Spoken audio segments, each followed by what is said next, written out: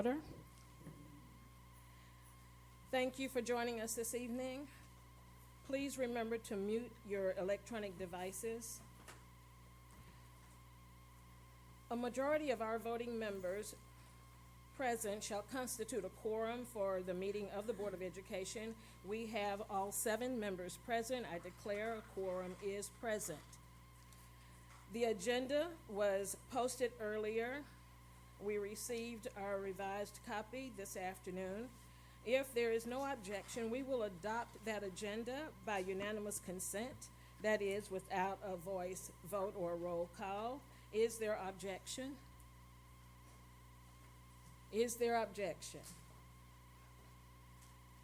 Hearing none, the agenda stands approved. We have several items that we are going to receive as information.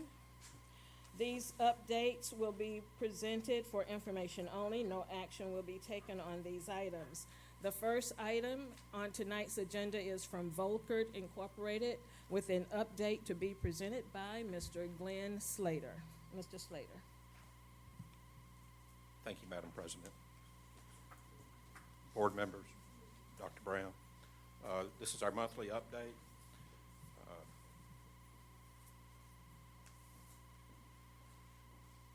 Our project spotlight this month will be for the Park Crossing field house and athletic improvements. The project architect is Goodman Mills and Kaywood.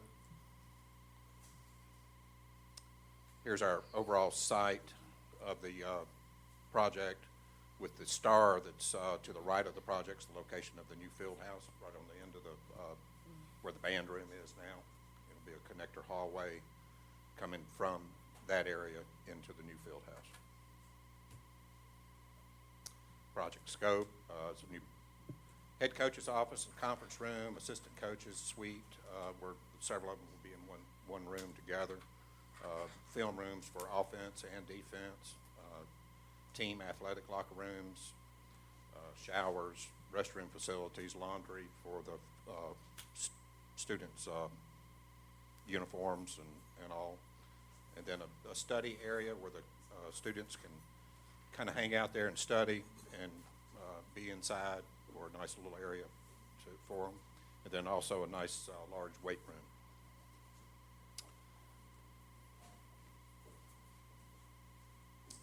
Down on the bottom there is a star showing the connection point. The band room is there, would be at the bottom of the page. The work inside the existing school will be upgrading some current areas for a better training room where they can tape them and have a better spot there.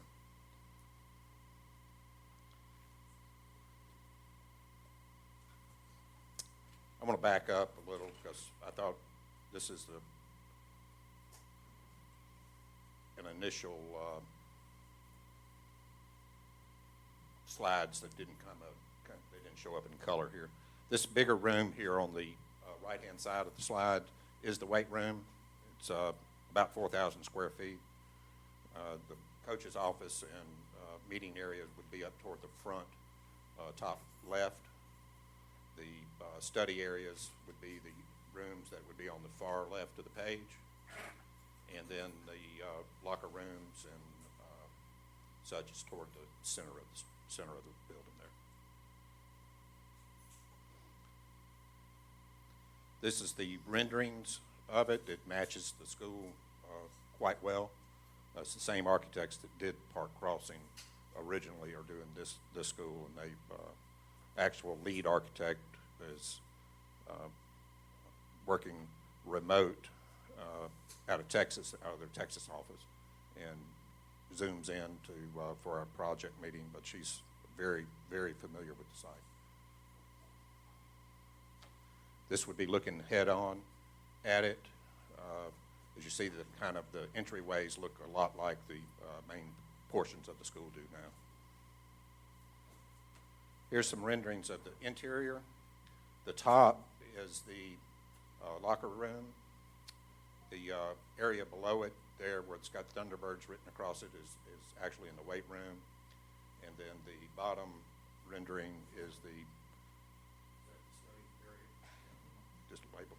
we label it Players Lounge instead of study area.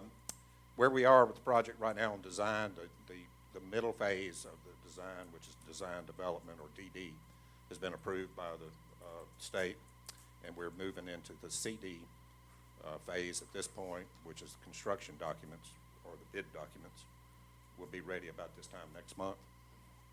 And we are scheduling a bid for mid-June, and pending favorable results, we'll be requesting board approval probably in July. Construction will begin by fall of this year. This is our MBE, DBE reporting point. We've got a team here with Kemp and KWZ and Pathway Research. I brought most of my team here tonight. If y'all would stand up. From the end, there's Alicia Phillips, Michael LaCroix, both with Kemp Management, Tania Johns with Pathway Research, then Pate Czar, Laura Penn, and Tracy Williams, all with Volker Direct. Right now, our professional services fee for all the architects and design professionals is at a little over $21 million, and 10.8 of that is going for minority participation, or 51%. That concludes my monthly update. Do we have any questions? Thank you. Mr. Slater, are there questions? Thank you. Are there questions? Thank you again. Thank you. The next item on our agenda, Kids First Education LLC, Professional Services Agreement. This will be presented by Dr. Aurelio Harrison.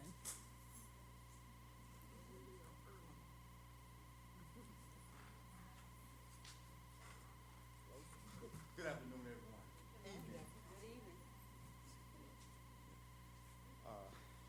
I'm Aurelio Harrison, principal of Capitol Heights Middle School, and want to present the contract to you tonight. We have sought out to partner with Kids First through our 21st Century Grant. We are marrying several initiatives with the goal of increasing the reading and math proficiency for all students.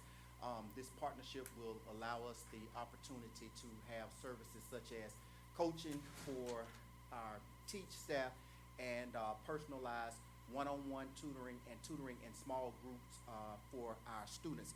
And these services will be provided twofold. During the regular school day, the staff from Kids First will provide coaching for our teachers in real time and real life scenarios with the kids that they will have when they're gone. The other part is during the regular school day that will afford them the opportunity to pull those small groups and work with those students one-on-one. And the service will carry over into our extended day program, which is our 21st Century program. And so the teachers that receive the coaching during the day will get an additional chance to model those skills in the afternoons. The other part of that is we were able to fund this through our 21st Century Grant, and so we did not have to disturb other budgets to make this happen. Any questions? Thank you. Are there questions of Dr. Harris? Yes. Yes. Have you gotten approval from this? Was this in your application for 21st Century? Yes. Have you gotten in trouble? I mean, No, haven't gotten in trouble. No, you haven't gotten, no, not trouble, but have you gotten confirmed from the State Department that for 21st Century that this can pay for your, because 21st Century is a competitive grant. It's for after-school teachers and programs and to support that. Yes, ma'am. We sat for a length of time with the person here at the district who oversees that grant, and we went through this with a fine-tooth comb to ensure that it was okay. The person that oversees this grant, okay? Yes, ma'am. Okay, and what, is this purchase services? Yes, ma'am. And it said it started February the 20th. So we started in conversation, but we couldn't get it before the board before then, and so there have been some delays. And it ends May the 12th. That is correct. So we're looking at roughly a month and a half So, of services. so in the contract, but if those days are not used, so the contract is written in days, and so we have coaching days and coaching personnel, and if they are not all used because the window was so narrow, those days can carry over into the summer, which our 21st Century program will go through the summer, and if we don't use them all during the summer, then those days can be used starting in August. So we will not lose. What cohort are you in? The 21st Century, what cohort? We're in cohort 2. No.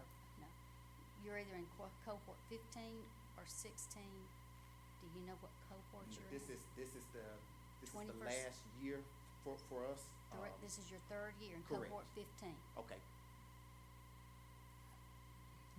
Okay, so these funds are exhausted September the 30th. correct. Okay. All right.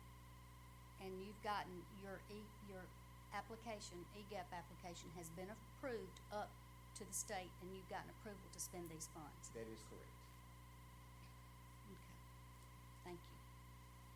So Dr. Harrison, they're going to train those that are, they're gonna train your teachers, correct? And you'll pick the training days. So if you need something over the summer, they'll be available to you? That is correct. Are there additional? Yes. So, you said the training days will extend over the summer.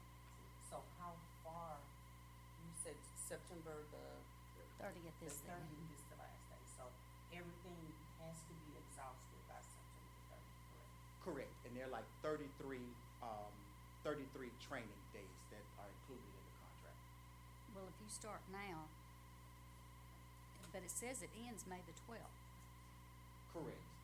So it ends May the 12th because that is, we're trying to wrap up all of the grading activities.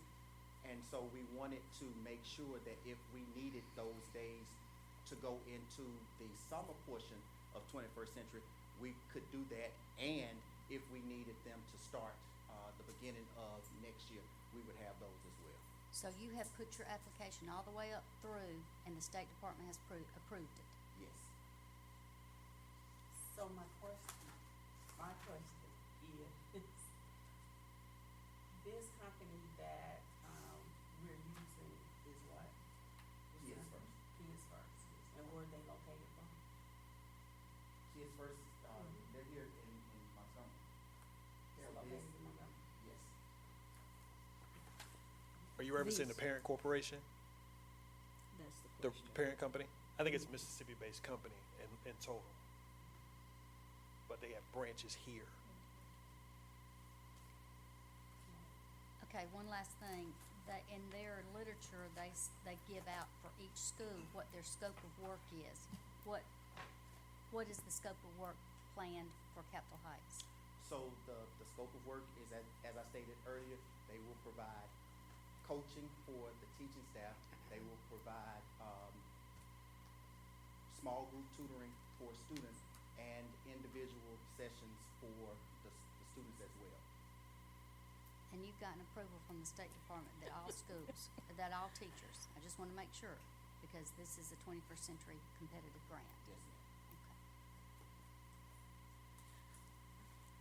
Okay. And with these grants, there are times when you can look at your budget, and if monies have not been spent, you can move line items to make certain that you are spending legally and appropriately, right? Correct. Right. I have participated in 21st Century grants, and I understand what you're doing. Okay. Just to make everybody comfortable before we signed off on anything, I made sure that the individuals in this office who were responsible for making sure we stay out of trouble, gave me the go-ahead before I went forward with anything. And we're your backup because now you're clear. Thank you. Are there other questions of Dr. Harrison? Again, thank you, Dr. Harrison. We're good. Thank you. The next report comes from Dr. Shanice Williams. This is regarding the Spangler Professional Services Agreement. Good evening, Madam President, board members, Dr. Brown. Thank you for having me.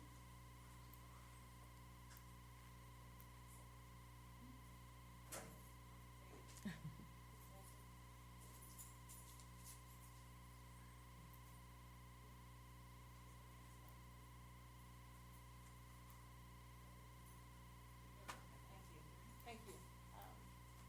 So I'm going to explain to you the importance of STEM, STEAM, and STREAM. And so there are many different definitions, but the first thing is, of course, is STEM is collaborative of all content areas, math, reading, social studies, and science. And then when you add STEAM, it incorporates the A for arts, and STREAM adds the R for reading, writing, and what I like to call robotics as well. So the whole purpose of STEAM and the importance of our students and the impact for our students for STEAM is to change the way of thinking and prepare students for college and career readiness, but also 21st century jobs. So the importance of this Steve Spangler training is to prepare teachers in the classroom, impact the classroom, as well as the students. So Steve Spangler, he is a world-renowned STEM trainer that we would like to come to the district to train elementary teachers. You have before you, I believe, is a elementary goal sheet for elementary for a 5-year projection. Steve Spangler is in the 4-year projection, and that is to train teachers and to, again, change the way of thinking. So we have 28 elementary schools. 4 currently have STEM labs, and moving forward, next school year, we're adding 8 STEM labs into those elementary schools. So the purpose is to train the elementary STEM lab teachers, as well as to roll the impact to the individual classrooms and just change the mind of thinking and the mindset shift of teachers as it relates to STEM within the classroom, and not teach it in isolation, but also have it within the classroom. So this is the STEM route that I would like to discuss. Who is the audience? Is 56 teachers per session. How many sessions do we have? There will be 8 sessions, and I'll talk about the projected dates as far as which dates that the teachers will receive training. So we have 8 training dates. How much is this going to cost, and what funding source? So it's $176,000, and the funding source is ESSER. What impact will it have on teachers? Most importantly, they will leave with a rekindled sense of purpose. Sorry, thank you. They will leave with a rekindled sense of purpose.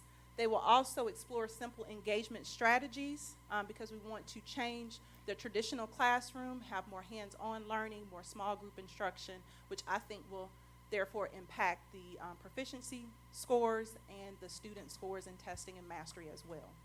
Then what impact will it have on students? It will expose elementary children to STEM inquiry-based skills. It gives them a sense of problem solving and critical thinking. So what will each teacher receive in these 8 sessions? Each participant will receive a take-home workshop kit that's filled with supplies and learning tools needed to conduct all experiments and challenges in the workshop. And so they will take home within these kits, they will be able to do 30 experiments back in their classroom. Participants also receive an activity guide with detailed instructions, in-depth explanations, and real-world applications behind all of the experiments. So I just want to show you a quick 1-minute video of exactly what they will receive and what the training will look like for teachers. Oh, Lord. Okay. Oh, here we go. I got it right here. My favorite part is that he actually gets teachers up out of their seats. And it's not just a sit and get. The teachers were able to do at least 2 experiments out of their seats, which is so engaging. In your typical PD, you sit and you write and you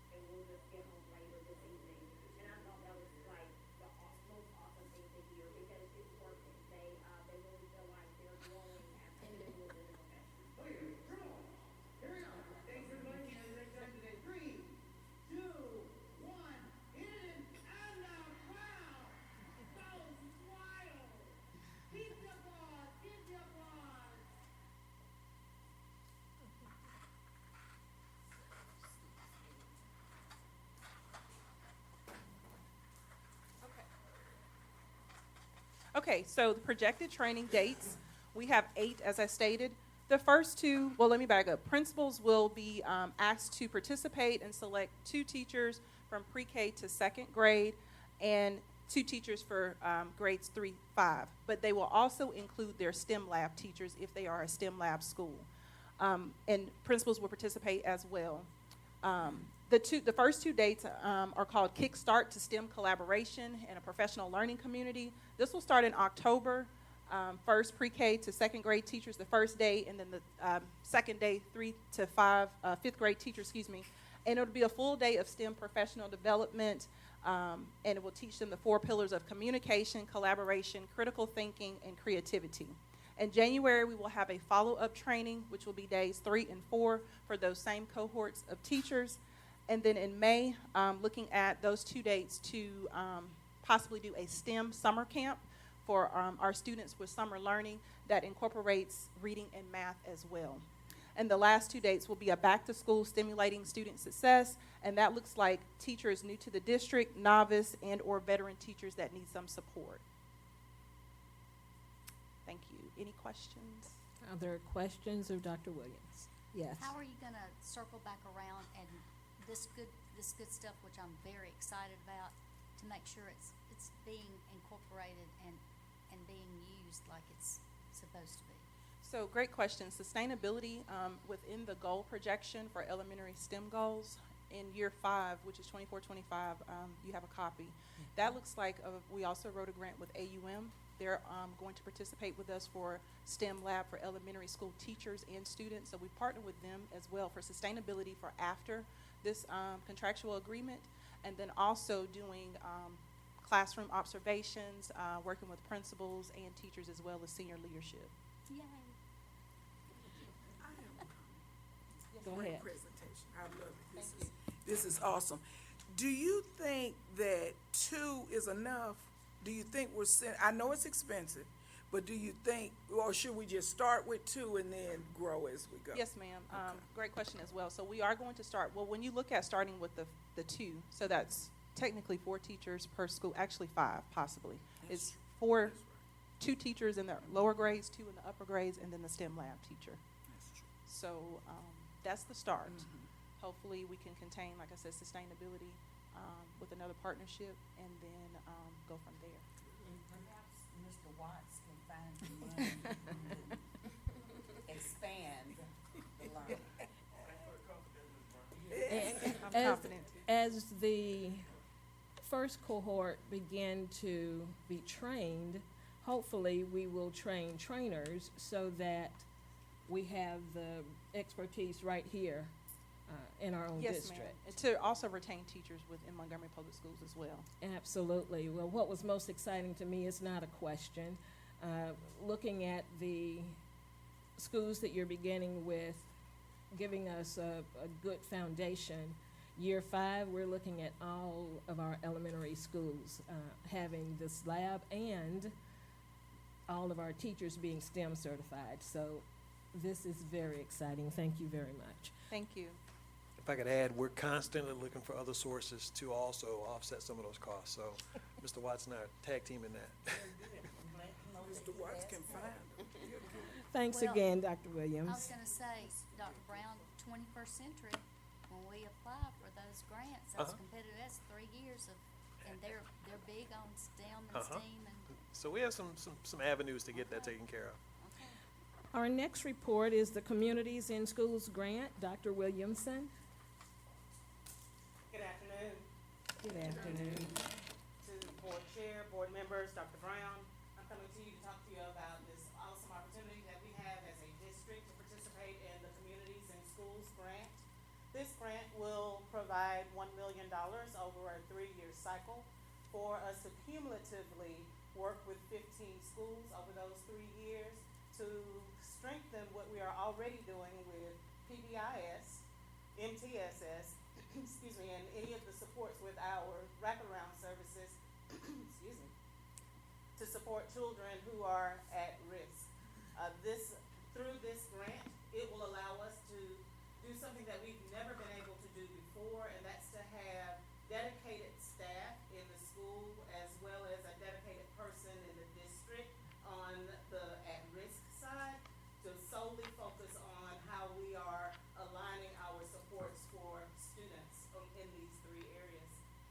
begin with a needs assessment for the schools that are participating, and from there, customized support will be developed for those 5 schools.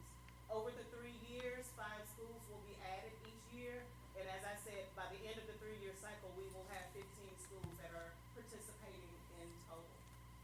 It's a great opportunity for our district, a great opportunity for our students. Do you have any questions for me? What's your criteria for picking the first tier of schools? We are working together as an executive team to plot out our schools and which schools are already receiving supports, which schools are already in various phases of implementation, so that we can make sure that we don't have any gaps. Thank you. Yes, ma'am? Are there other questions of Dr. Williamson? Yes, ma'am. And this was for 3 years? This is a 3-year grant? Yes, ma'am. 100%? Yes, ma'am.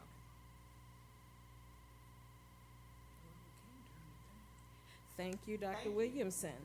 Will we be getting reports on how this is going? Yes, ma'am. There will actually be an outside evaluator working with the grant provider to partner with us to evaluate our progress along the way. Thank you. You're welcome. All right, our next report is our facilities update. Mr. Chad Anderson. Good evening, Dr. Brown, Dr. Coleman, Ms. Brown, members of the board. If you'll go with me through your spreadsheet, or go through the spreadsheet with me that I provided. You've already seen the Volkert report. First project up on the list is the central office consolidation. Again, that continues to move well. If you've been by there, you're starting to see the site clean from both sides of the street now, east and west. We're looking to have binder down, shooting for April the 24th. That's weather permitting, if we don't get rained out on those days. So the binder asphalt will go down first, and then they'll put the finish coat on once the construction is complete. The 3-story building is wrapping up, hoping to have substantial completion on it by the end of this month. And then MEP is ongoing fast and furious on the other side of the road with the 2-story side. Most of the sheetrock is in. They're putting the hood in for the test kitchen. They'll be there, and that's something that we'll be glad to kind of highlight as we get that in place. One of the things we've worked on with the test kitchen is being able to bring in our students, of course, that are in the culinary programs, but also we want to look at chefs around the city that can come in, use our ingredients, and help our managers and CMP staff to do a better job of utilizing the materials and also the equipment that we have to use, because we can't use just what any restaurant can use. We have to use certain things, but use those things better, present our foods better, and increase our participation in the CMP program. So we're excited about that with the test kitchen, but that's fast and furious moving there. The BTW construction update, we have a new project manager on site there now. Amison has gone through a few of those. The new fellow there has hit the ground running the last couple of weeks, and you've started to see some real big movement there. A lot of work going on with the site. The curbing is going to start on that south end on Wednesday, and we'll have an OAC meeting also tomorrow on Wednesday to kind of culminate with some of that. The architects are working on a pre-punch list to try to get ahead of things so that we get as much time as we can to set up and prep for BTW's arrival this fall there with that. The Goodwin HVAC project, we finished phase 1. We've held back on starting phase 2 until testing is completed. Try to give them time to get that without disruption. It's of course a major project, and going through those hallways when you're ripping out those windows, it echoes throughout, but Principal Howard has been great. She's worked with us. The city's also helped us with utilizing some of the space in the community center to shift our classrooms around, and again, Ms. Howard's just been great to work with in that respect. The Brewtech HVAC, we're moving, having a coordination meeting, moving into phase 4 and 5 on that, and that is moving well, moving a little bit ahead of schedule. We've had a little bit of hiccups just logistically, trying to make sure everything works. Of course, summertime is going to be the biggest move when the kids are out of the building, and we can really move and push on that project. The logistics roof and renovation, of course, it's at the tail end of things. The inside renovation is complete. We're just going to need to do a substantial completion walk through the state of Alabama to get that, but logistics is, they're fast and furious with their stuff, delivering and doing what they need to do, and hope to get them settled in their new space here shortly, probably towards the beginning of the summer. The McKee re-roof is moving quickly. They are really hitting the ground running there. We're probably pushing 50 to 60% complete. Again, the principals have been great there with McKee and McMillan and McKee Pre-K to work with. We're trying to work around their testing as well, kind of shifting that around, and again, the principals has helped us coordinate that. MLK should begin here in the next week or so. Once their testing is complete, they've got the dumpster on site for tear off, and that roof will move very quickly as well. Fitzpatrick is going to be after MLK, same contractor there, so that'll move quickly once they get to that site. That'll be a summertime job, so it shouldn't impact any kind of instruction or anything there. Vaughn Road and Wares Ferry, that's the same contractor. We're still waiting on just some coordination pieces with that. They had to get some of their bond, their insurance items together, but we have that now, so we should begin on those pretty quickly here. I believe they're starting on Vaughn Road first, and then they'll move to Wares Ferry after that. The maintenance shop re-roof is complete. That was a small project. J.D. Danley moving very well. Saw insulation on top this week, a lot of that, so they're laying that down, and then they'll put the TPO cover on top of that to finish that one out. But that is a very, very large roof, so it's moving quickly. Decent weather has helped some of that. The Brubaker Intermediate HVAC renovation, we had our pre-construction meeting with that. The plan is to begin the internal, the redo of the ceiling grid and ceiling tiles and lighting this summer, and try to work around the summer program so that we don't impact that, but try to get that inside work done this summer. And then most of their mechanical closets are accessed from the outside. The few that are inside, we're going to try to do that during the summer as well, so that when we get to the school year, we're only outside, we're not having to come in the classroom, and we just provide portable air conditioner units for the area we're working on. In each one of those mechanical areas is 2 to 4 week fix with those things, but excited about those. And Brubaker Primary they're working on design on that and ordering equipment, so we should have a service contract for installation of Brubaker Primary coming soon. Thank you. Are there questions of Mr. Anderson? No, just a comment. Yes, ma'am. I noticed MLK is already pulling stuff off the roof as of today. It's pretty quick. I know Yeah. they're going, the timing right there, I got a kind of a week lead time on it. Yeah. It'll move very quickly. So they're working. Yes, ma'am. Can we, McKee, the back part of McKee that leads to the pre-K, there's some terrible potholes. And even on the gravel, is there any way we can put that on a list? I'm want to put that on this year's paving list for the city with our MOU that we have with the city to repave our parking lots. I know like Carver Elementary was one that we really wanted to get done, that circle there with a new gym, that the drive that's got the circle on the side that the cars use, that's going to be taken care of with a new gym. But Carver Elementary and McKee, that the front and the back of McKee, we really want to look at them getting that done this summer. Chad, do you do safety? A little bit of everything, yes, ma'am. Okay, because we're gonna have a lot of spots open at Baldwin, they're gonna be dead. That morning drop-off, I've never done that before. Yes, ma'am. It's not the kids, it's the parents, because they release from every lane. So of course, they put their book bag on and they walk. I like to kill 3. I don't know, I'm not even sure of one more security person, but you may wanna look at that. I'll get Chief Forte to check Thank you. into that and see what can be done to help that. Yes, ma'am. Thank you. Yes, ma'am. The next item, our February 2023 finance statement, Mr. Watts, and he will follow with an additional report.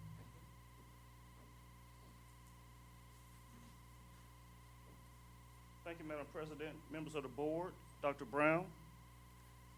You should have the financial report for the month of February 2023, which represents the 5th month of fiscal year 2023. So we're almost at the halfway point of fiscal year 2023. Of course, we know that March 31st, of course, we know it's already passed, but we hadn't reported on that yet. But March 31st will represent the half year of fiscal year 2023. Of course, our fiscal year ends September 30th of 2023. Within this report is the explanation of financial data. That's just a discussion from me that discusses our financial standing as of February of 2023. There's also a brief synopsis of our district's financial position, which is basically our snapshot analysis, our monthly budget percentages. Of course, the fifth month of the fiscal year represents about 41.67% of the fiscal year.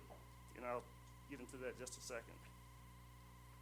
A monthly and annual comparative statement of revenues and expenditures, which basically compares our month-to-date revenues and expenditures as of February to the prior year or last year's revenues and expenditures of February, pretty much of last year. There's a statement of cash flow, which is basically our cash received and cash paid for the fiscal year, a pie chart that kind of displays those cash received, the amount of cash received and cash paid over the fiscal year. Combined statements, which includes our balance sheet, which is also speaks to our financial position as of February, along with our combined statement of revenues, expenditures, and changes in fund balance, basically our income statement as of February. There's also a definition of accounting terms contained in the report. As it relates to the snapshot analysis, we note that we received revenues in our general fund of about $122.5 million, expenditures at about $107 million. We have an ending fund balance as of February at about $99.85 million. So almost $100 million is our general fund as of this time. Now, we know that some of those funds are already obligated for the month of March through September. We have received the grand majority of our property taxes, in which we receive those normally during the months of November through February. So we receive pretty much all of our property taxes. So therefore, all of our expenditures have already been budgeted for the remainder of the fiscal year. So you'll see that fund balance come down just a little bit, but we're still projecting a fund balance of over $70-something million as of the end of fiscal year 2023. We also see our taxes collected for the month, along with our general fund balance analysis. Of course, as of February of 2021, fiscal year 2022, our balance was $89.35 million, and again, now it's about $99.85 million. Madam President, is there any question with that before I go to the next thing? Thank you, Mr. Watts. Are there questions regarding 2023 February financials? Just one. Yes, ma'am. And this was just weighing on my mind, Mr. Wise. I know, well, I'll just say this, there's been talk of a recession, and I've, just been hearing that from various economists. And I think we're, of course, in a good position with our reserve. But I was wondering, when I go to the projects that we're doing, I'm concerned about the increase. It seems like there's an uptick back in materials, another weight on materials. Do you think that will make us pause and have to do some adjustments with the projects, future projects, and current projects coming up as we expand our school system and fix on schools? Just curious, just because I'm hearing what what's being said. It's almost like you was reading my mind. I don't have that superpower. Right here on my thing, I got right here, education trust fund and cost of construction. Those are two things I was planning to talk about. I'm deeply concerned about that too. That is what really keeps me up at night quite a bit. when I hear how some construction projects are coming in throughout the state, we're seeing where some are coming in over 10% and 20% over what the projections were. And of course, in most instances, most program managers, they usually put a little cushion in there just for these type of things. However, no one could have anticipated the amount of inflation that has taken place over this last year or so. As we know, the Fed has raised interest rates over 5% just over this last year, which is unprecedented in these particular times. So I am deeply concerned about the cost of construction. We'll continue to see one of the well, I don't know whether it'll be an advantage or not, is that we hadn't bidded out the majority of our projects yet. So we're hoping that the market will settle down at some point, hopefully really, really soon, before some of these projects go out for bid. But if it doesn't, then that could cause a reason for concern where we may need to go back to the drawing board to see what adjustment we may need to be made. However, I don't want to kind of alert anyone just yet, because again, most of the projects have not gone out to bid yet, but that is a really, really deep concern. This is one of the reasons what kind of pushes me into this conversation about the Education Trust Fund. As we know, there was about over $2.8 billion surplus in the Education Trust Fund this fiscal year. And what I'm concerned about is that a lot of those dollars was not, has not been recommended to be expended on education priorities. So I'm deeply concerned about that. In fact, even if the grand majority of those monies were just provided to school districts to help with the cost of construction, it still wouldn't be enough. So for so much money to be possibly diverted from the Education Trust Fund to go into other things, then I hope our legislators, would take note to that and ensure that the funding will go towards education priorities. Some of the other things are really good things, but we need to address education with education dollars.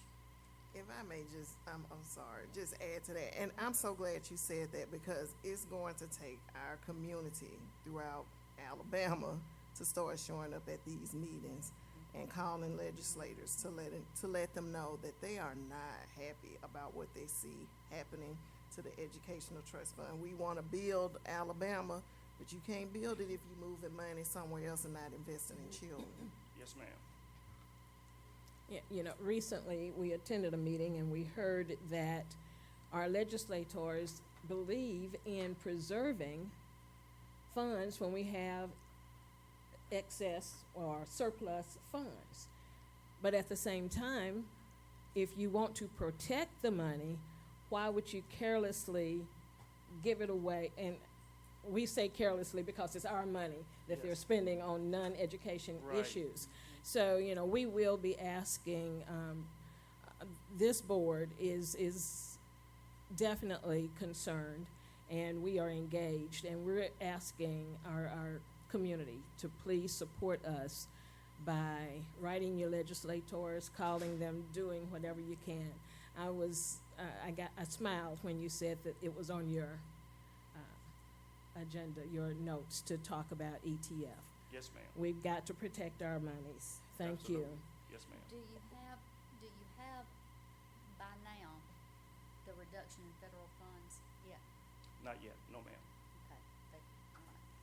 I will just say that normally when we budget, and normally we don't get that until the latter part of, probably maybe around June, when Yes, we I start was- receiving those allocations. But what we do, we try to take every precaution possible.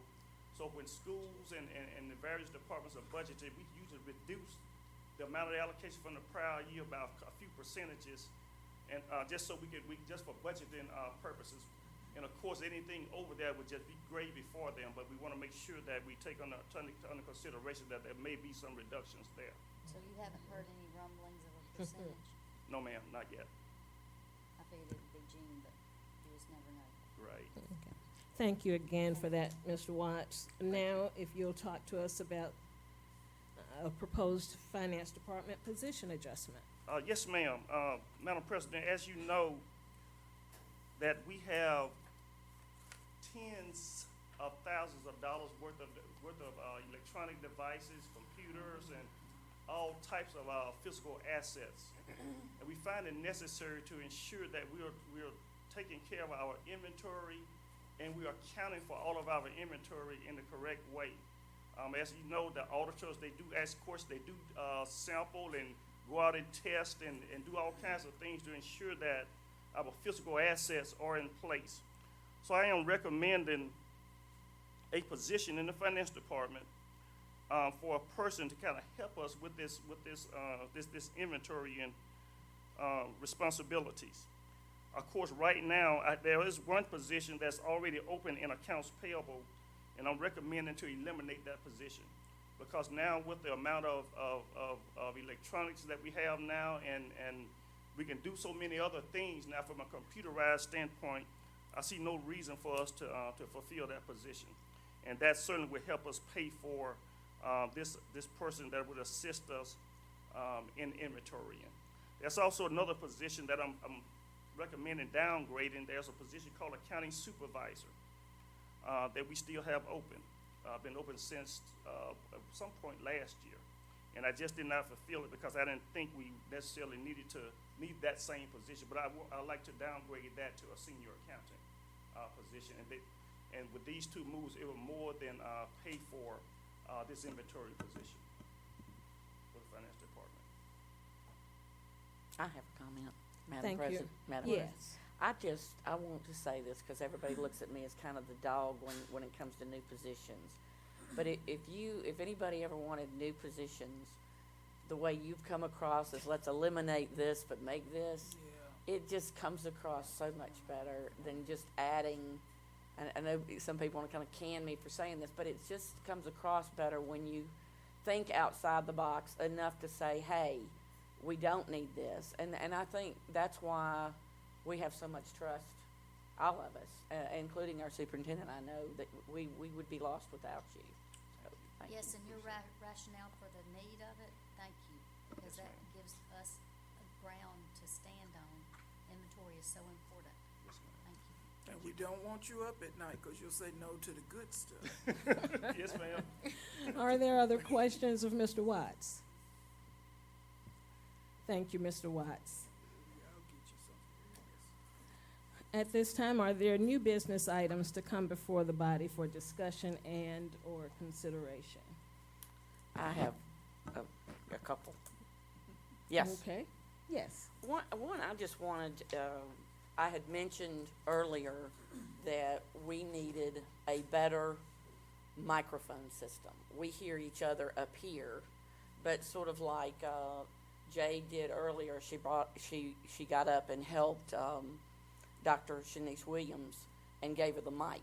We get a complaint it's not that I follow Facebook all the time. In fact, it got me in trouble years ago. It got me on the front page paper of Sunday paper with New Briars in a bad way, but I do watch it sometimes. And the biggest complaint is that they can't hear us. And I know the public wants and deserves to hear us. And I wanted to also thank, this is the largest crowd that we've had here at the board meeting in a while, which to me that whether y'all are gonna speak at the next meeting or whatever, I don't know, but I'm excited. I did wanna mention that I saw Tom Ringenberg out there, and I've seen some of his posts and letters. And so I would like to, I know why he's here. I haven't talked to him in months, but I would like to address, so he won't leave here feeling like, hey, we don't discuss this stuff. Are we going to somehow have discussions on bringing back the Arboretum or the use of the Arboretum? Okay, both of those items are in discussion, serious discussion. And not to give an excuse, someone from the district might want to speak to this about the micro. Yes, I'd rather you do it. Good evening, Madam President, Dr. Brown and board members. To address the microphone system while we're here in this space, the biggest thing to help our friends out in the public is to pull it up to you. If your microphone is not in front of you, they won't hear you. So just as I'm speaking into it right now, that'll make a world of difference. But Jade, how about more, here's my, when we have like, Kim or, other people speak, you know, sometimes they're just speaking from over there. And if we could have like when we had at the town halls, we had an extra one where you could walk around and get them. It's just a suggestion that we have an extra one for even if an audience member wanted to say something that the public could hear about. And since you're bringing that up, we can look at this space to see how we can better utilize the space so that we can have a better sound. But for members, making sure that you're speaking into the microphone, and even those that are presenting, you have to speak into the microphone. This building is older. I'm gonna call her old, but she's older, so we have to use what we have right now. Now, we are moving into our new leadership center, and Mr. Anderson has promised me that sound system is gonna be better than Beyonce's. So, there's hope. We're almost there, okay? So what we can do, we can get with our building maintenance coworker here and Dr. Keith. We can look at maybe seeing what we can do, but we're a little tight in here. So we'll go back and evaluate that. But right now, for my board members, as you all are talking, make sure that microphone is right here. And we do have Mr. Bell in the back that is watching the level. So if you start to sing a little bit, we'll adjust it. So that'll take care of that. Thank you. Are there other new business items? Yes, I would like to make a request that we have a volunteer hotline. I am out in the public and I run into people that want to volunteer. They call, they can't get in touch with someone. If they do, they don't get any feedback. I had ran into a lady in the grocery store. She is retired attorney. She wants to work with the middle school and high school kids. Sorry. Okay. She wants to, let me start over. I would like a volunteer hotline that is there for people to call and not have to go through 4 or 5 different people. Just say they say I want to volunteer. They can come up with that because this lady is willing and wanting. She's a retired attorney. She wants to come in and teach civics to middle school and high school. Who wants to, middle school, not just to read in elementary. This is important. She wants to teach, she wants to help with history. I've had other people come up to me. They want to volunteer. We've got to get our community those volunteers, and they need that hotline. I think that's great, and that's exactly what we're trying to do. Our president gave us the information about committees in which board members can work. And one of the committees was the academic committees. I think Lisa and I are working on that. Lisa? Sure. Okay. And, that is exactly what we're looking for. We're actually have a building that we're looking into working from, the one on Fair West, so that we can get the community involved. And not only do we want to have a hotline, but, there's technology out there where people can volunteer, where if something is that we can volunteer, and we're also looking into other organizations who can help us, and we can possibly get some grants so that we can get the community involved. Well, this particular lady wants to go to the school and go in and sit in the library and have small groups talking about civics or something. She really does want to help. And the other 4 or 5 people, I'll just be in the grocery store and we get to talking, and you don't know how many people that want to be a part of our school system. If I may, I can address 2 of those issues. We will be following up on the Arboretum and how usage of that can look. That is some work I have to do in my free time. That's something I got to look into. And in terms of the volunteer program, we want to develop a formal program, not simply, and the hotline's a great idea, but we want to develop a formal program whereby people can apply to be a volunteer, go through all the steps to get clearances and things of that nature. Exactly. And then they can be assigned appropriately based on their needs and wants and whatever desires we have. So that is something that's in the works. Dr. Brown, I saw that in, I think it was Huntsville City School, where they have a link on their webpage, and it links them to a form that does all of that. I don't know where it goes from there, But I thought, how convenient, you know, they just hit the link and fill out the form to volunteer. It goes to somebody and they contact them. Yeah, that's exactly what we want. Part of that would also be how they go through getting the background checks and things of that nature. As you're aware, we're also in the process of rebuilding our website, which will be slated to launch in August and be completely refreshed and brand new. So there are a lot of things to come in that regard. So that's one component we would like to have with that. And we had spoken, I guess, prior to the pandemic. Some of us had talked about family and community engagement. We were in the process of developing a manual, so when we talk about making certain that our volunteers are cleared, we also want to make certain that they are trained and that they have processes that they will go by. So we are looking to make all of those items work for everybody. And I guess my new business item might not even be relevant anymore, but it was regarding committee assignments. If you will indulge me just a moment, I would like to talk about the fact that committees are essential to the effectiveness of our work. Basically, what committee work does is says that each of us does not have to be an expert. We don't have to know everything about everything, because we can divide the work and get deeper intel. They help us to do research, to gather information, to consult with the important parties, to get the issues from the community, to find out what they're concerned about, and come back to the larger body and make presentations and recommendations. The list that was spoken about by Ms. Mitchell was a list that I came up with, and yes, they are called appointed, but the committees were not purely appointed. I did send out a survey to ask each board member if you'd be interested in particular work or what work you would prefer doing. And I got some good responses from those. Now, the difference in an appointed committee or a standing committee is whether or not this board votes to have standing committees in our bylaws.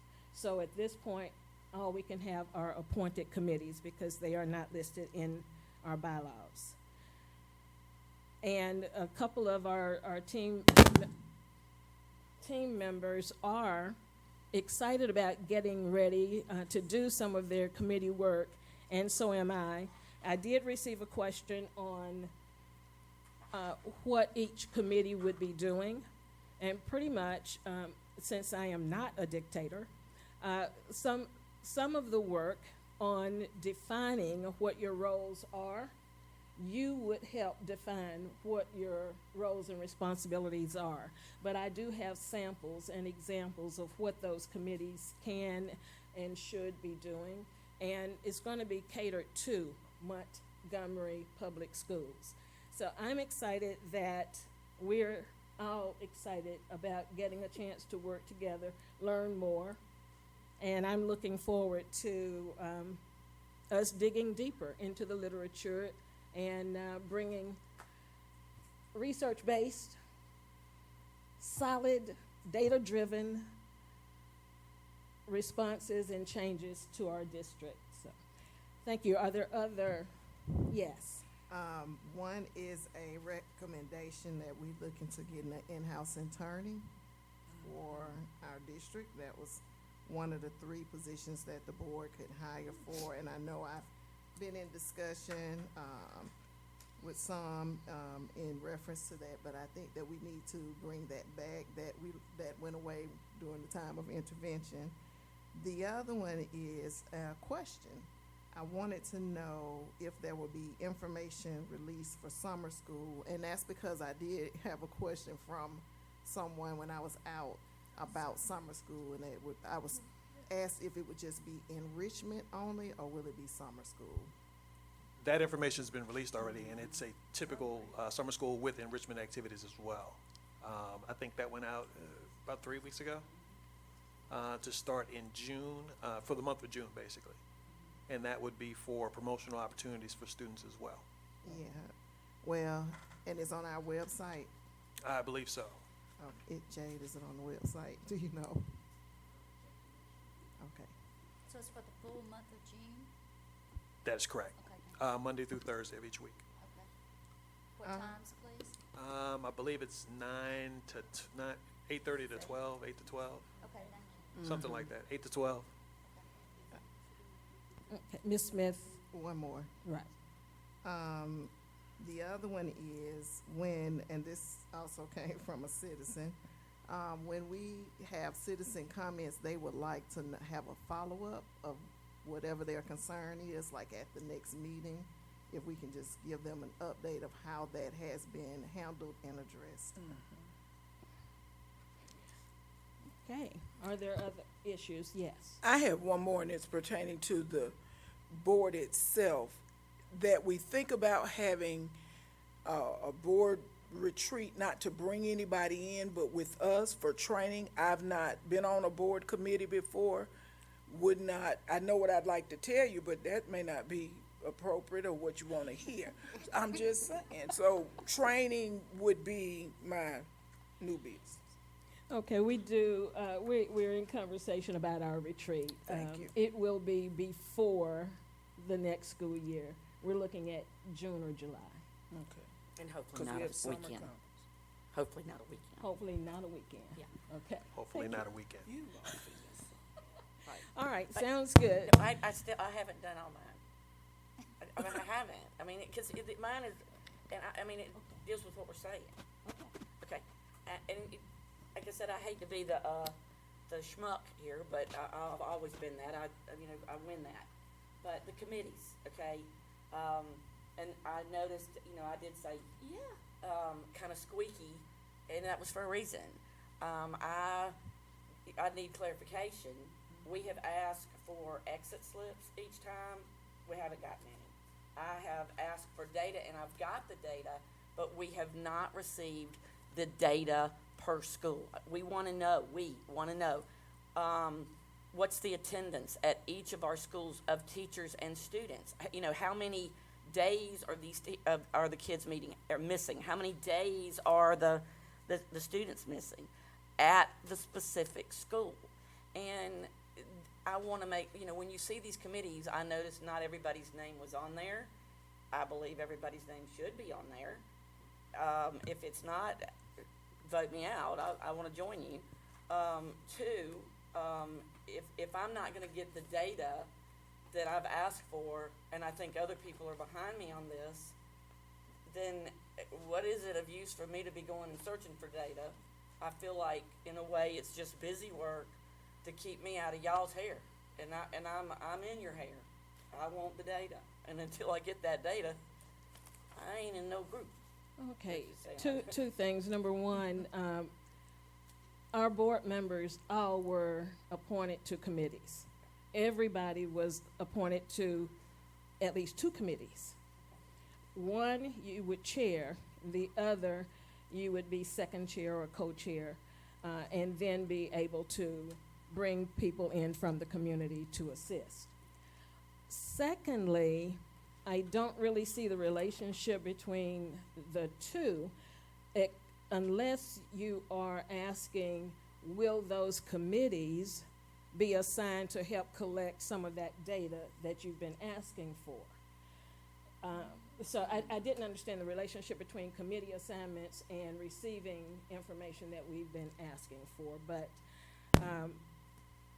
these are items that we will take. We will have a debriefing, and hopefully we will get answers to everything that was brought up tonight as a new business item. And I most certainly appreciate each of you. Okay. Again, thank you. And so that everyone in our gallery understands, when we gavel out,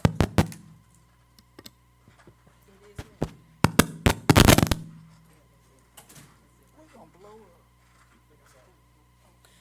I hope that was it. Okay, thank you. When we gavel out, we will gavel in for a another meeting, so do not leave unless you are on time constraints. At this time, we will conclude this meeting is adjourned, and we will gavel in for our regular meeting. The regular meeting of the Montgomery County Board of Education will come to order. Again, thank you for being with us. Please remember to mute all electronic devices. A majority of all 7 members are present. I declare a quorum present. At this time, we will look for approval of our agenda. It has been posted for a review. If there is no objection, we will adopt the agenda by unanimous consent. Is there any objection? Is there any objection? Hearing none, we adopt the agenda by unanimous consent.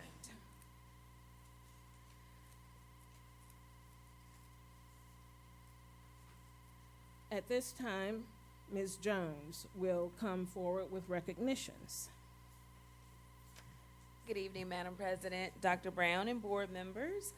Tonight we have some special guests to bring up. We have our friends from the Girl Scouts of Southern Alabama to do a special presentation for one of our students here in the district. So I will now invite Ms. Lucas up along with her special guest.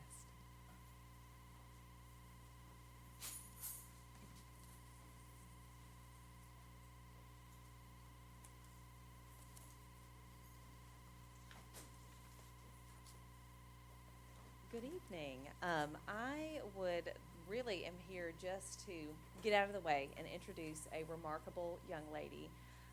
Mia Johnston has recently achieved her Gold Award, which is the highest honor a Girl Scout can achieve. It requires a lot of service and work and coordination, and Mia's going to share with us a little bit about her project and about her time as a Girl Scout.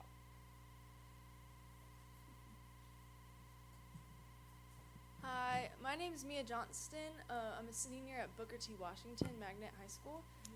And so last December I earned my Gold Award for Girl Scouts. And for those of you who don't know, the Gold Award, it takes more than 80 hours of service work, and it's a service project that has a root cause. It has to help the community, have a global link, and it has to be sustainable. I also had to go through an interview process before and after before to get my plan approved, and after to make sure that I went through with my project. So for my Gold Award, I worked on improving the Troy University Arboretum.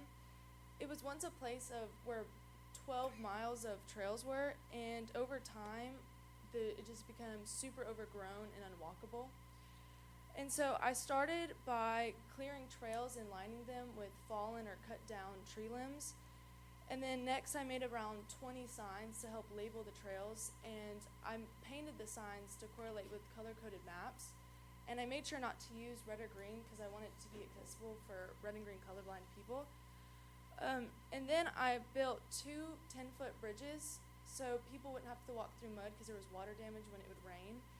And there was one other bridge that had a very high step, so to make it more accessible, I added stairs to one side and a ramp to the other.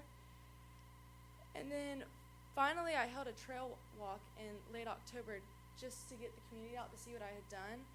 And then I had speakers come out to talk about the botany of the Arboretum and the birds. And I had around over 60 people come from Hopeful, Evergreen, Alabama, Troy, Alabama, and Montgomery. While completing this project, I got to be interviewed by the Troy Messenger, Troy University's news page, a Troy radio station, and my story was even published in the Montgomery Advertiser. Through all these interviews, I was able to get more people to come out to the Arboretum. I've gotten more sororities and fraternities to participate on campus to volunteer. I've even gotten more clubs and organizations because I held a community service day and I got the Teeks, the Chios, and the Psychology Club to come out and help me line trails and install the bridges. And since earning my Gold Award, there's been more Girl Scouts and more students helping out there. And the entire goal was to create a place for people to not only get out and just exercise, but I also wanted it to be a place where education could happen. And now that it's all fixed up, Troy has been able to actually take some science classes there and host their students out to learn all about the nature out there. And so throughout the plans of my project, my expectations were exceeded of how much I was able to make a difference in the Troy community. And I'm so honored to have been in achieved an award that only less than 5% of girls around my age are able to earn.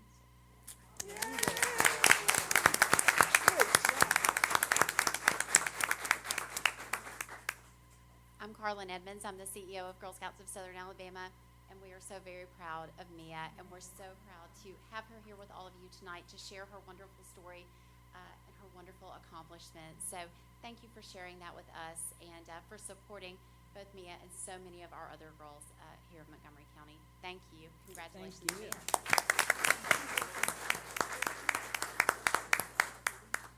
I'd like to say something, Mia. I am very proud of you. I think, I hope you'll come back and work for MPS. Because you could coordinate so many things that I'm just pleased to see that you could get that many people together, fraternities, sororities. So, and does your dad work for us? Yes. You are a twin. You are such a twin. So, but you're beautiful. Yes.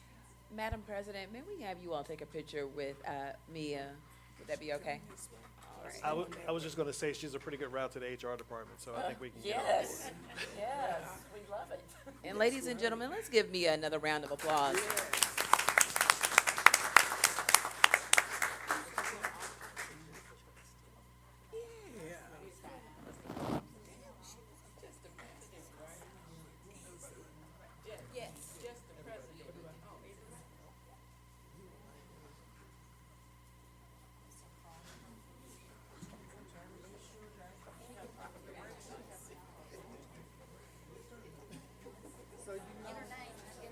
You know where she lives, don't you? Yes.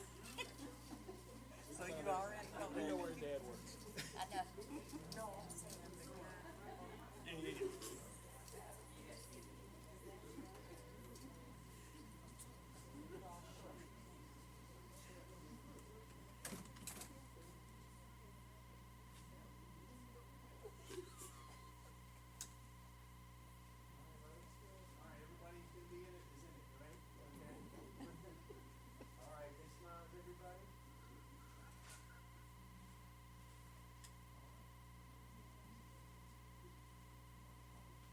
All right. And again, congratulations, Mia. Thank you all so much. Thank you so much.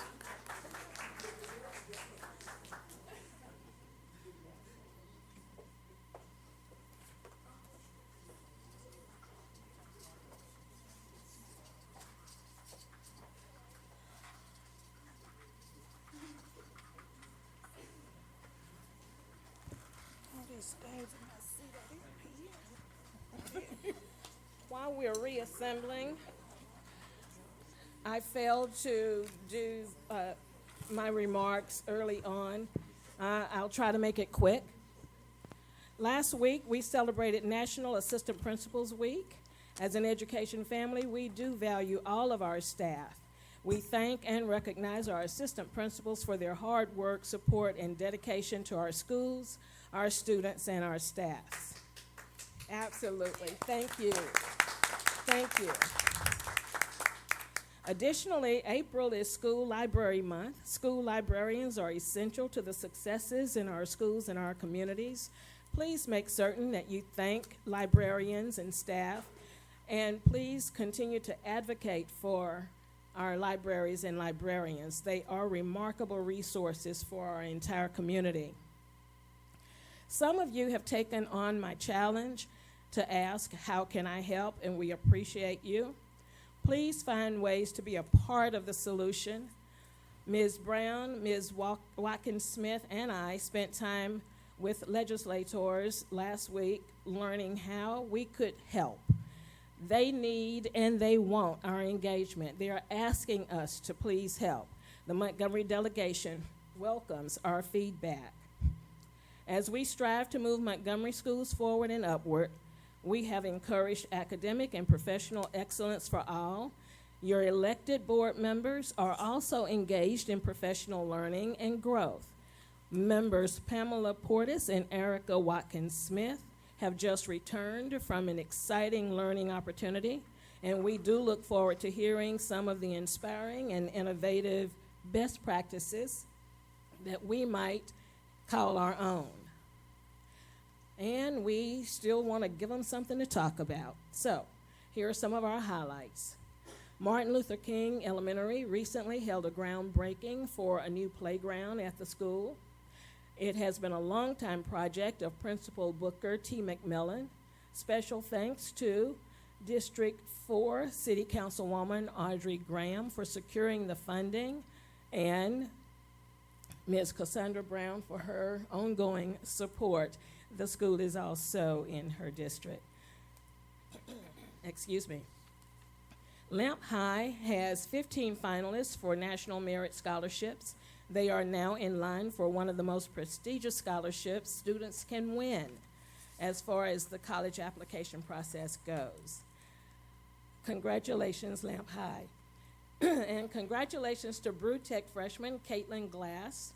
Her PSA called Don't Get in the Car was voted Region 4's first place winner in the Greatest Save Team PSA 2023 contest. Caitlin's PSA is now one of 5 in the Alabama State Finals. Congratulations to all. At this time, we need to consider an executive session. We need a motion. A motion for the executive session. We have a motion and a second to go into executive session. This is to discuss pending litigation. We should be in executive session approximately 10 or 15 minutes. During executive session, no votes will be taken.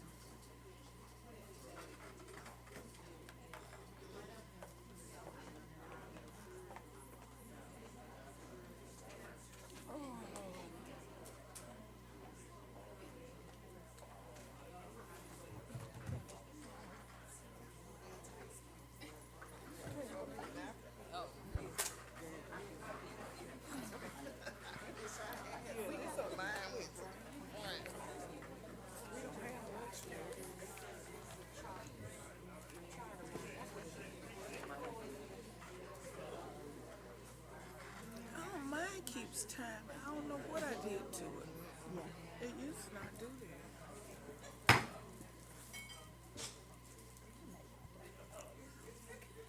The executive session has been completed. No decisions were made during that meeting.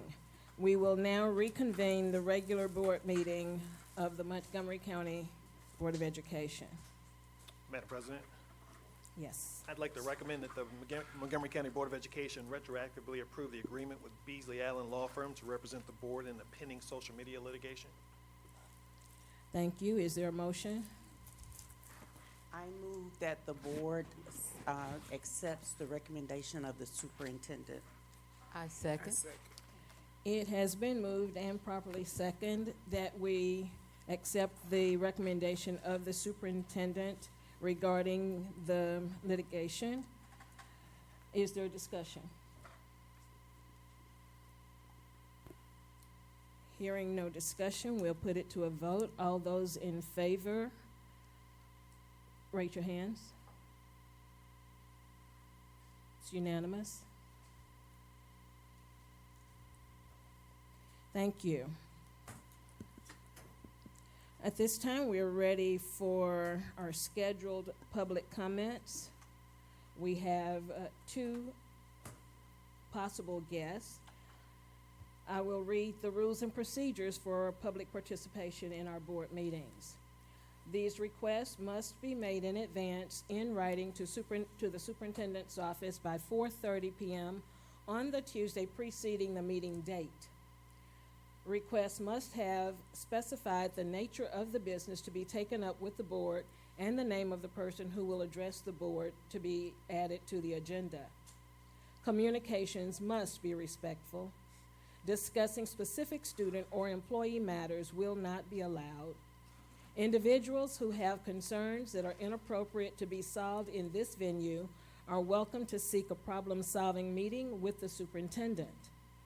Immediate feedback by the board may not be provided. However, you may be contacted for follow-up by the superintendent or his designee.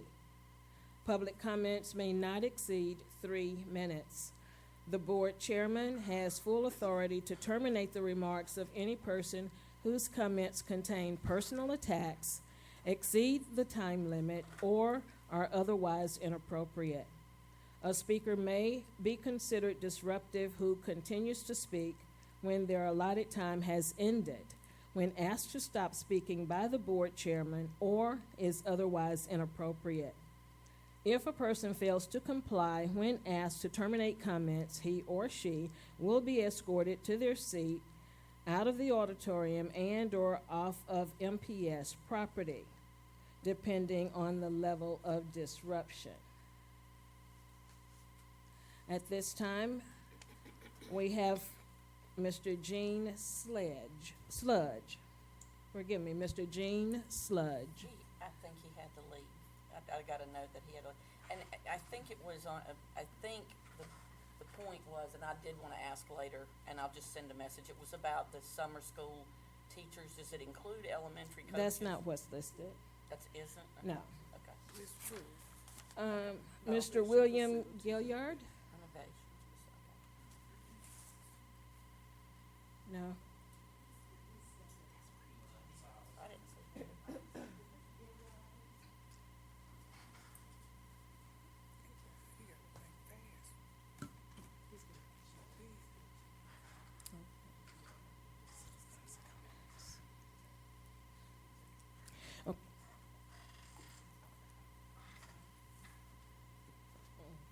Okay. We don't usually wait, but I will say to you while we are giving a little grace that there are no citizens' comments tonight, so once we hear from Mr. Gilliard, we will be ready to move into continuing the business. He's been here. I didn't see him, but some of Yeah, our team saw He him. came in. 5, 4, 3, 2, 1. Oh. Okay. This time. Okay, at this time, we will move for our consent agenda.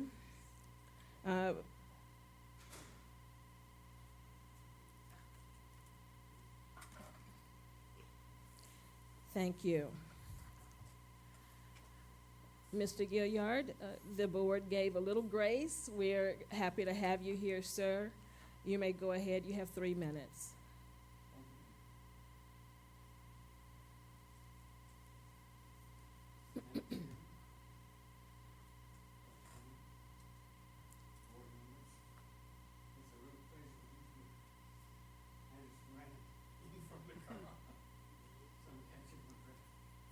Nevertheless, I'm going to pass it over to Zandra Hall, who is a graduate of Lee High School. Her daughter is what I call a teen celebrity. She has an honor for this summer that she will be in New York City Conservatory performance. We want the kids of MPS to be exposed to what she's exposed to. And I'll give you 1 minute and you can do it. Hello, just to piggyback off of what he just said, I am a proud graduate of Robert E. Lee High School and Troy University, where I received my communication and fine arts degree. And I've traveled all over. In fact, we lived in Atlanta for the last 17 years, but I had the blessing of coming back to Montgomery for the last 9 months to help my parents, do some things and sell the home and everything else. But I can't be in the city and not give back to what I was taught, especially the city that gave me my foundation. My daughter has been on Broadway, on Apple TV, and all kinds of things, and she just got accepted into the New York Conservatory for Dramatic Arts in New York City, where we'll be there from June 10th to July 10th. And when we come back, we want to do a program here with the schools in Montgomery to give back to give back on what they can. I'm not going to say kids can't be exposed to that because I can't speak from that, but the ones that can't be able to go to New York City or want to have a career in the performing arts, because I know I was told that you couldn't really, it was a, pick a day job. This is not something that you can do for a living, and I'm standing here as proof that this is what I do for a living, and there are opportunities in communication and fine arts, and we just want to bring that back and expose children to that who want to pursue that type of career. Hi everyone, my name is Amadi Chapada. I am an ambassador, and not only an ambassador, but an advocate for the Think Big project. I know what the Think Big project did for my mom, and she poured all that she learned into me, and I know if that we can pour into what she poured into me, into the kids here, I know what Montgomery could become, because all they really need is a chance, and I had a chance. Thank you. Thank you.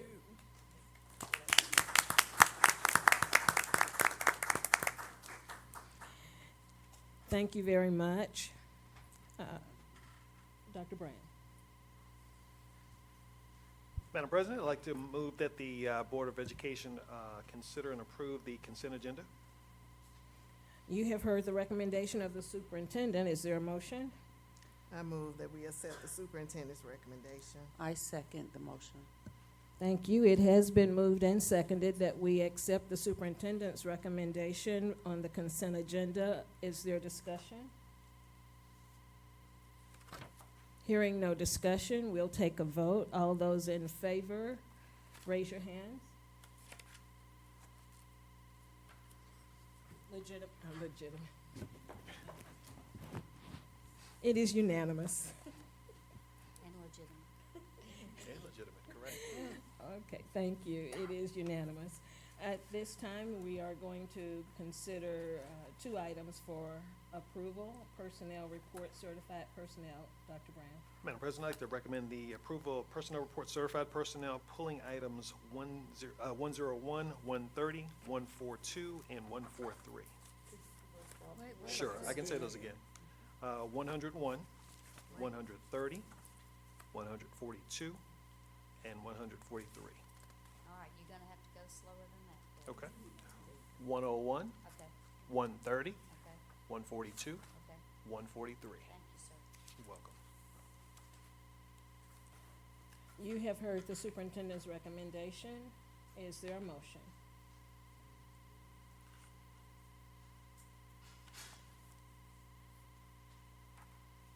Oh, when do we go into discussion? After the motion. Okay, I motion that we accept the superintendent's, recommendation. I second. It has been moved and seconded that we accept the superintendent's recommendation. Is there discussion? Yes. I just want to ask, I know some board members had asked me about why there were so many on here.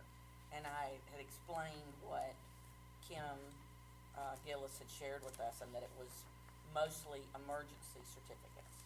And I think it is. Am I right? Oh, it isn't? Oh, okay. I know you gave a breakdown.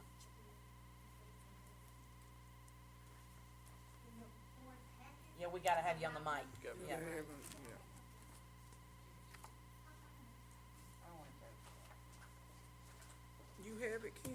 I don't know why. And can y'all hear me? Yes.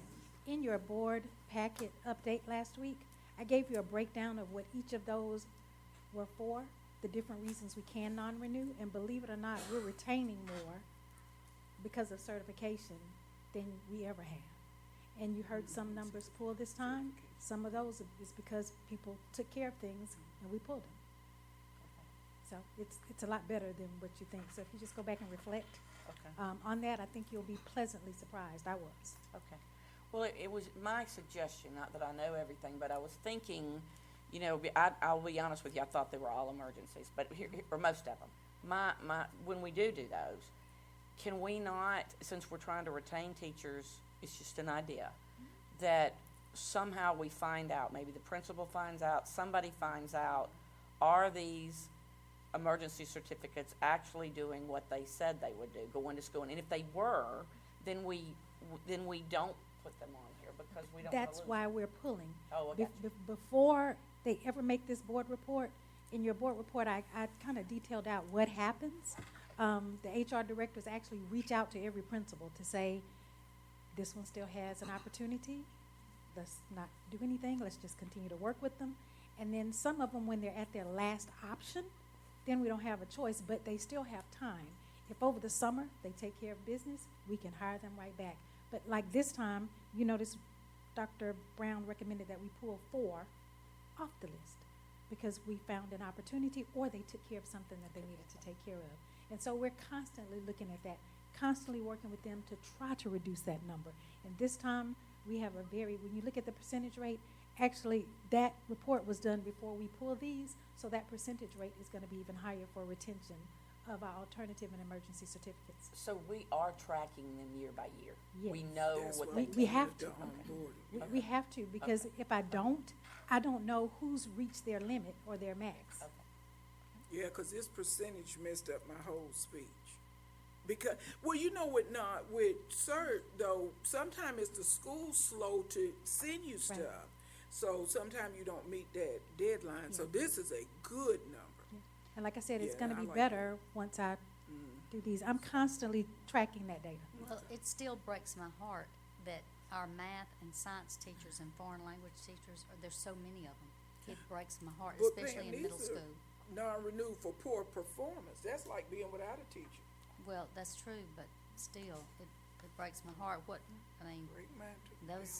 are critical What areas. constitutes poor performance, like attendance, what are we looking at? It could be a number of things, but the principals track that data.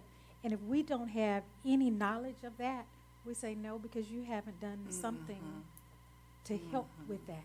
So they've got to actually, they can't just send us a note saying, hey, it doesn't work like that. They've got to have some kind of documentation or some true rationale, because remember, these things can become something that we have to deal with legally. And so, although we don't give a reason, I have to know what the reason is. Honestly, it is. Yeah, It's accountability. Right. But still, it breaks my heart about these math and science and foreign language teachers. I mean, you can't help it, Mine but you too. gotta do it. Yeah, mine too. But still, Because that means I've got to find more teachers. yeah, and we all know what that's like. Is there additional discussion on this matter? Just one, just real quick, just for some clarification. In the process, or whatever formula you all use, I was looking at the non-renewals, 129, well, I guess that's 129 total, with 57 being non-renewals for performance, 41. The foundation units are being cut, and that's kind of where I want to start. And I know poor performance is poor performance, but I'll go back to something that Ms. Portis, and I know at the Coaching Climate, we even brought it up, some support for those teachers who are going into their second year or third year, and making sure that the onboarding is there. They know specifically what they're being asked to do, that parameters are being put in place to help support them and make them teachers that we need, because that's a lot of money when you train them in PD. Is for me, my heartburn is just seeing, I call it money, money walking out the door. It is. And I'm wondering, my question is, are we really, is anybody, making sure that they're just getting that support, that onboarding is solid, even when people are resigning and what have you, that we are truly using that information, that data, to help make their, anybody we bring in and existing employees, that experience better, to keep them in the classroom, and then it gives them an opportunity too to share what they may specifically would have needed when they were working in our district. So going back to the 41 non-renewals, this was what I was hoping, that we would look at everything. I know you gotta I learned through the HR training, you gotta get your folks that are not completing that certification, which is why when we were at the conference, I can't remember which one, brother, so help me out, but they were saying to put those checkpoints in place so that your teachers who are matriculating through the getting certified will know that you're watching and monitoring, that you can provide assistance when needed, probably help them work with the university or work with State Department or whoever they need to work with, or just support from a teacher in the building.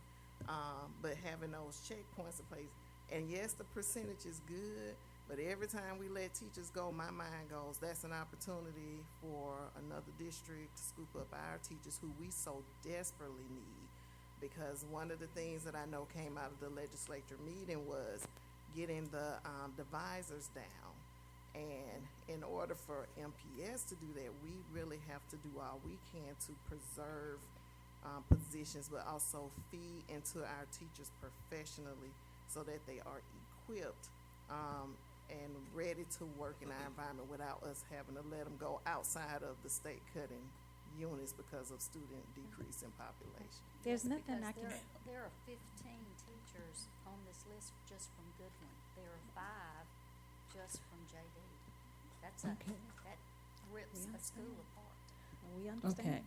Can I Okay. say something since my name was called? Just for a second. Just for a second. One of the reasons I wanted the onboarding is so we could be advocates. So since we touch the community, we can say our policy and procedure says this, this, and this, baby, you didn't do this, this, and this. And I understand we want to keep everybody, but this is a profession, not an occupation. A lot of these young people are coming, and when Johnny and Jill get in there, they want to go home. And teaching is not for them. So we understand that there's a percentage of people that cannot stay. They've tried it, they just don't like it. And So, let me start back with Ms. Smith. I agree totally that we don't want people to leave. We don't. But we have put measures in place to try to help. That's why that percentage is getting better. And if you looked at that last board report, I also said we were adding some additional things.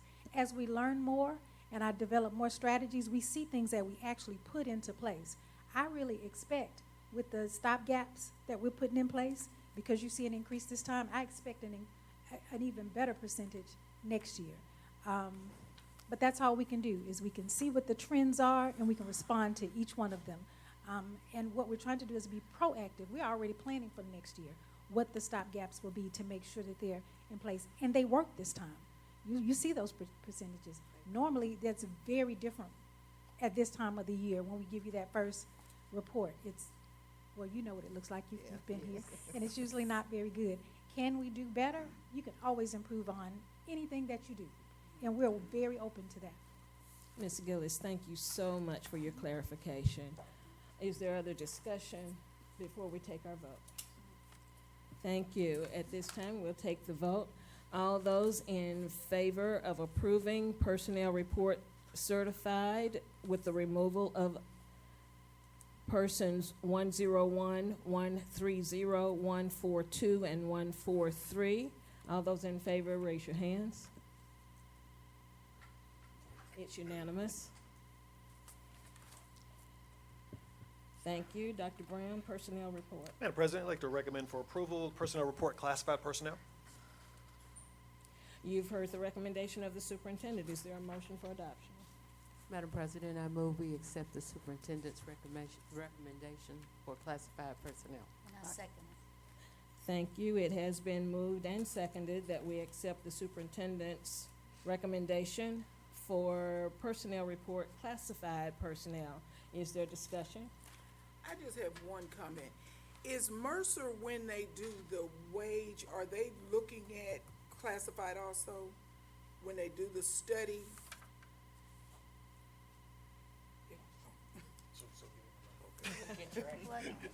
Yes, but I'll give more clarity. Yes, so the compensation study is taking a little longer than we wanted it to. But I will say this, yes, they're looking at everything across the board. There's not a position that they have not touched. And when they left off one, we made sure that they had that one as well. We actually had a meeting today, and we have another one this Friday to try to wrap up. Thank you. Is there further discussion? Hearing no discussion, we will take the vote. All those in favor of adopting or approving personnel report classified personnel, raise your hands. It is unanimous. It is approved and it is unanimous. Thank you very much. Being that there is no further business no actions to handle, this meeting is adjourned. Our next meeting date, May 9th, 5 o'clock here.